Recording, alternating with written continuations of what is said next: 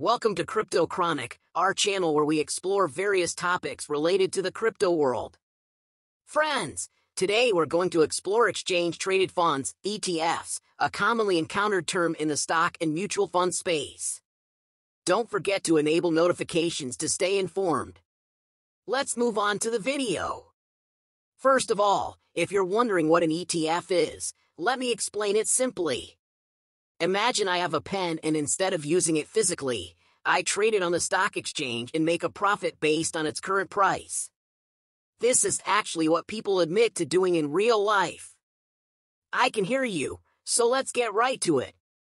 Diversification can help us spread our portfolio and manage risks.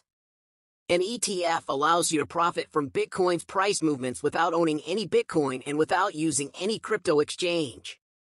Given the risky and volatile nature of the crypto industry, scams and bankruptcies like Luna and FTX can happen frequently. At this point, it can act as a shield for both new and experienced traders. It can facilitate broader market trading for Bitcoin, contributing to a rising market. Imagine being able to buy Bitcoin from a mobile banking app. This could attract a wider age group into the industry.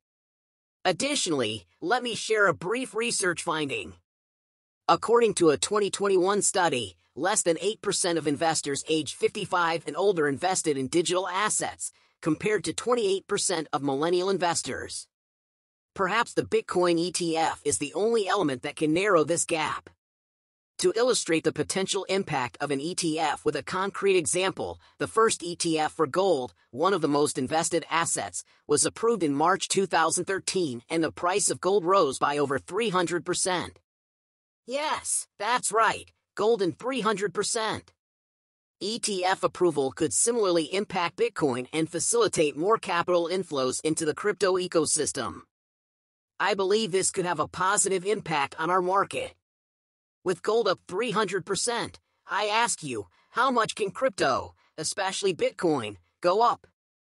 I also predict that Bitcoin will be approved soon, leading to a surge in capital inflows, and with increased volume, our market could enter a bullish phase.